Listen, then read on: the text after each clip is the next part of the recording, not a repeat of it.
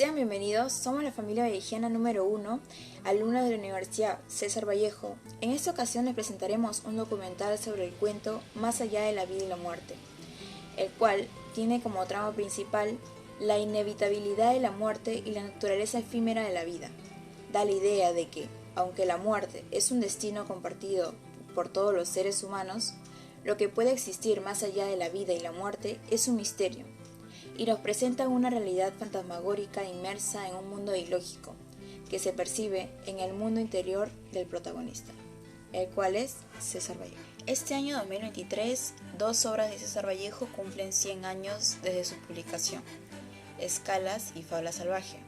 La Academia Peruana de la Lengua organizó un simposio internacional llamada 100 años de Escalas y Fabla Salvaje de César Vallejo, que se celebró en la ciudad de Lima, Perú, entre las fechas del 28 y el 30 de septiembre.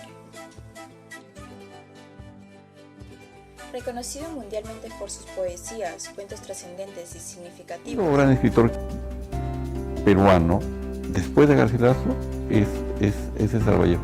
Se puede decir que con César Vallejo la literatura peruana alcanza una adultez mundial. César Vallejo, un ícono de la poesía y la genialidad lírica, autor de títulos como Los Heraldos Negros, Paco Yunque, entre muchos otros. Más significó un avance en la literatura peruana. No obstante, la vida del poeta no fue nada fácil. Vallejo sabía, sentía lo que él era. Y Vallejo sabía que acá estaba lo suyo, ¿no?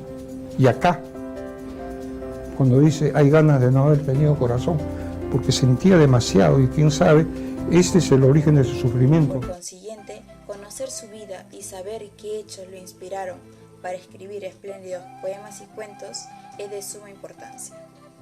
De acuerdo con Villanes, autor del año 1988, nos dice que el poeta, que es de origen gallego y quechua, nació un 16 de marzo del año 1892 en Santiago de Chuco, Perú, más específicamente en un valle alto andino.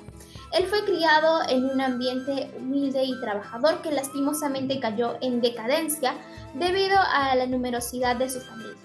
Entre las muchas obras y poemas de este destacado poeta se encuentra la revolucionaria Trilce, la cual al momento de su publicación fue subestimada, pero que obtuvo un mayor reconocimiento gracias a las citas del escritor español José Bergamín.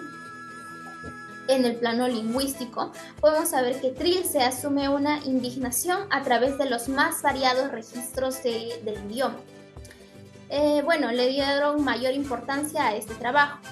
César Vallejo se centró en el viejo mundo y cuando finalmente logró llegar ahí, se deslumbró tanto que ya no quiso regresar a su país natal. Desafortunadamente, César Vallejo murió joven debido al exceso de trabajo. Sobre la vida de César Vallejo, el ilustre peruano, podemos acotar diferentes momentos importantes de su vida. Por ejemplo, su niñez. Vivió con sus padres y sus 12 hermanos, de los cuales César era el último. En 1900 es matriculado en el Colegio Fiscal de Santiago de Chuco y concluye 5 años después su instrucción básica en el centro escolar número 271. Realizó sus estudios secundarios en el Colegio Nacional de San Nicolás de Huamachuco. Al terminar el colegio, alterna trabajos menores con sus intentos de alcanzar una carrera universitaria. Primero se matricula en la Universidad Nacional de Trujillo y luego en la Facultad de Ciencias de la Universidad Nacional de San Marcos en Lima. Pero la escasez económica de su familia pronto lo hace abandonar ambas universidades y por un tiempo Vallejo se convierte en un joven desalentado que mira el futuro con enorme incertidumbre, exactamente igual que otros miles de estudiantes de su tiempo y de todos los tiempos.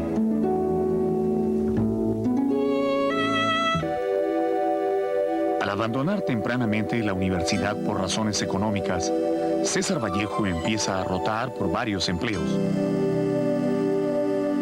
En 1910 lo encontramos por algunos meses realizando tareas administrativas en el asiento minero de Quirubilca, en la Sierra de la Libertad. En 1911 es maestro particular de los hijos de un terrateniente en Huánuco.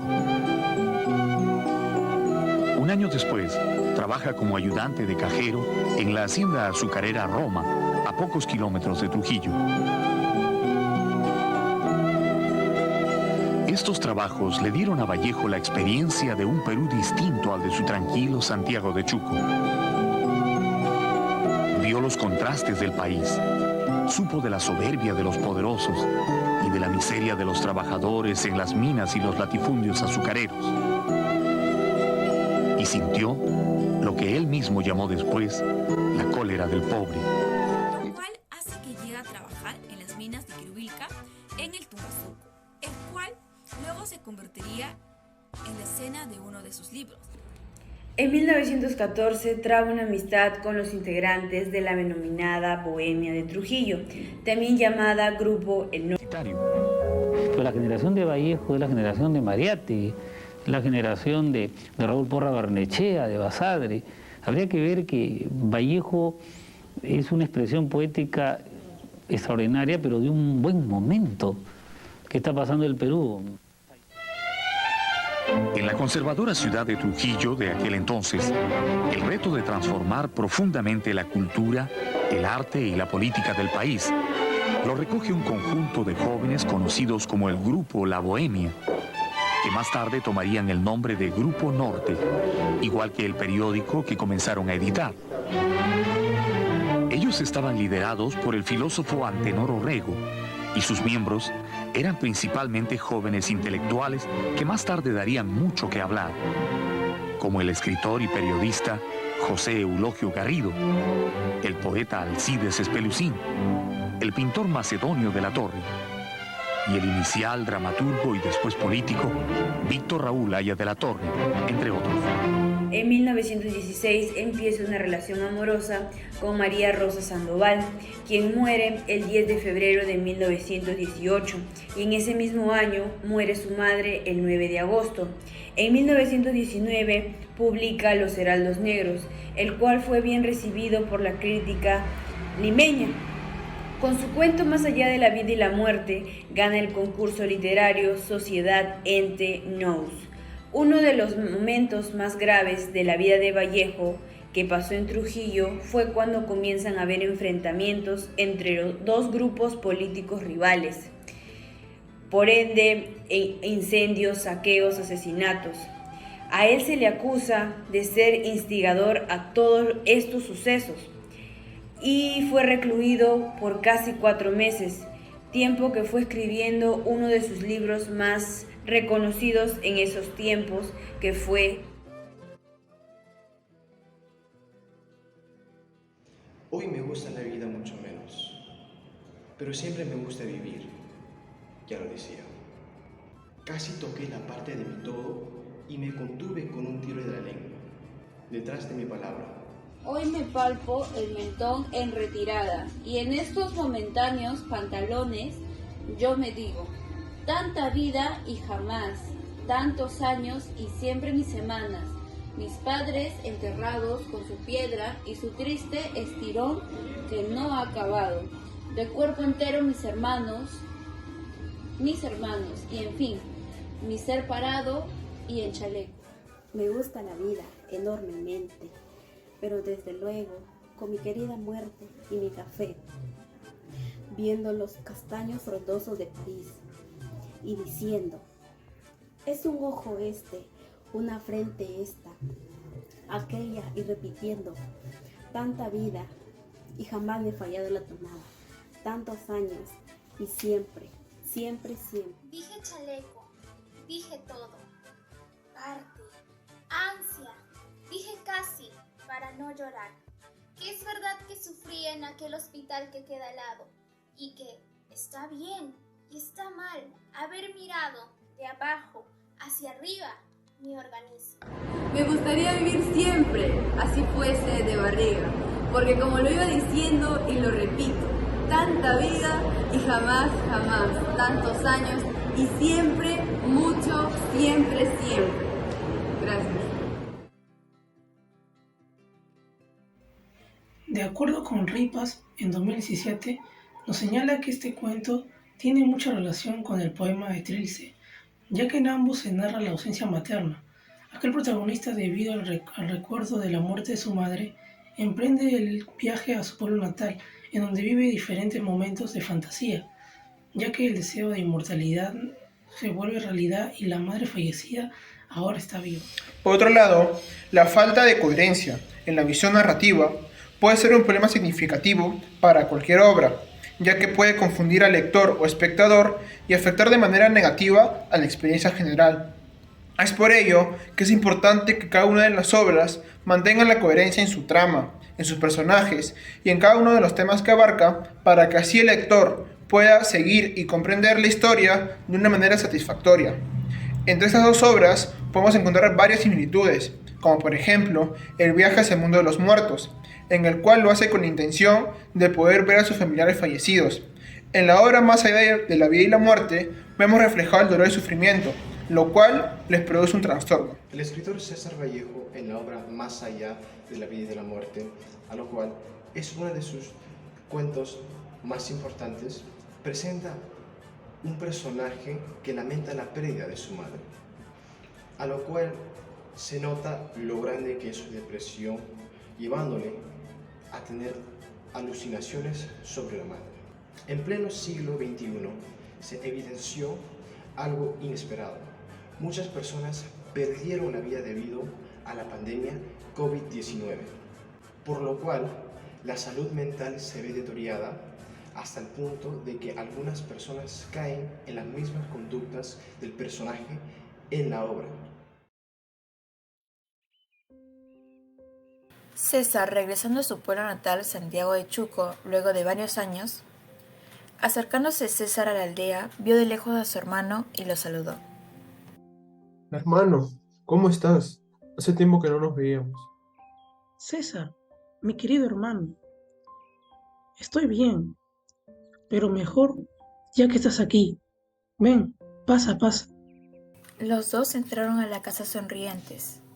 Al estar dentro de la casa donde pasó su niñez, César se puso muy melancólico y de nuevo empezó a recordar a su madre. Nada ha cambiado desde que me fui al capitán. Es como si nunca se hubiera ido. Ángel le dijo: Después de que ella se fue, no volví a tocar nada de esas cosas. Me parece verlo todavía. Su hermano, sin saber qué hacer o decir, exclama lo siguiente: Ya te pillé, mentiroso. Lloras cuando estás riendo a escondidas. A mí me besaban más que a todos ustedes porque fui de los últimos hijos que tuvo. Terminando la velada, se fueron a descansar. Cuando aún ni amanecía, César salió hacia la hacienda, antes despidiéndose de su hermano. Cuídate, hermano. Adiós. Adiós, Ángel. Cuídate.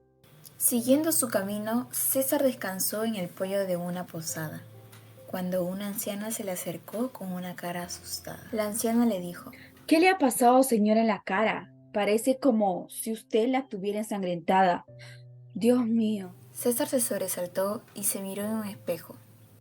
¿Sangre? ¿De dónde? Si solo junté mi rostro con el de Ángel mientras lloraba. Pero no. ¿De dónde podría ser esta sangre? Sintió un inmenso terror dentro de sí mismo, algo indescriptible. La anciana le preguntó: ¿Se encuentra bien, joven? ¿Necesita ayuda? ¿Hay algo que pueda hacer por usted? César no atinó a contestar. Se paró y siguió con su camino. Después de una semana de pura caminata, ya estaba cerca de la hacienda. Estoy tan cansado. Lo bueno es que ya falta poco. Solo un poco más. Se desmontó junto al portón de una casa que estaba en el camino. César escuchó una voz dentro del portón de aquella casa. Abriéndose las puertas, Mi madre apareció a recibirme. Vivo. ¿Tú vivo? ¿Has resucitado? ¿Qué es lo que veo, Señor de los cielos? Mi madre en alma y cuerpo, viva y con tanta vida. Sí, mi madre estaba allí, vestida de negro unánime, ya no muerta, estaba viva, ¿Era posible? No, no es posible de ninguna manera. No es mi madre esa señora. No podía hacerlo. ¿Y qué habría dicho al verme?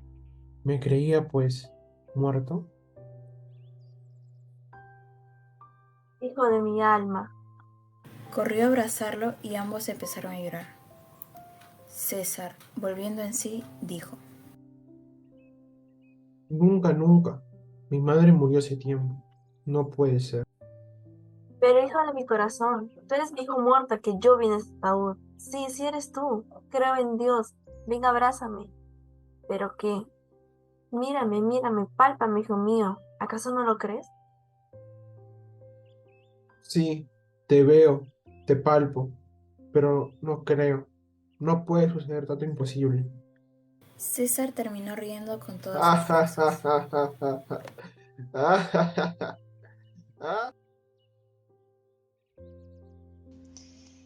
Muy buenas tardes. Hoy le presentamos a Rubí Mercado, nuestra psicóloga, que nos estará ayudando con su participación en nuestro análisis de nuestra obra Más allá de la vida y la muerte. Muy buenas tardes. ¿Cómo se encuentra, doctora? Bien. ¿Para qué? Me encuentro muy bien. Me alegro mucho. ¿Le parece si comenzamos con las preguntas? Sí, está bien. Ok, la pregunta número 1. ¿Cuál es el posible trastorno que el personaje principal de la obra podría tener? Bien, a mí me parece que es el más acertado. Sería el trastorno estrés postraumático o la esquizofrenia. Ok, la pregunta número 2. ¿Cómo se debería actuar ante casos de alucinaciones? Bueno, primero es mantenerse calmado, pues, ¿no? Y luego asegurar un lugar, sacar objetos cortantes o peligrosos para esa persona y tratar de que el lugar que esté en calma para evitar el estrés de más. La pregunta número 3. Como especialista, ¿usted cómo cree que se debería afrontar la pérdida de un ser querido? Bueno, primero es la aceptación, ¿no? De lo contrario no podrás avanzar con tu vida, es aceptarte. Y luego tener presente en lo que tu familiar hubiera querido que cumplieras, todas tus metas, saber usar, ¿no? Eso como impulso para seguir adelante. En sí no hay una forma perfecta para afrontar tal cosa. Dependerá mucho de la persona y de sus sentimientos más que nada. Ok, y la cuarta y última pregunta es, ¿qué otra opinión nos podría dar usted como experta en la salud mental? Bueno, algo muy importante sobre la superación, ¿no? De la muerte de alguien querido es adaptarse a vivir sin esa persona, pero sin dejar de tenerla presente como un apoyo, ¿no? En tus momentos más críticos. Eso sería. Ok, le agradecemos mucho su tiempo, doctora, y nada, muchas gracias. Ok, hasta luego.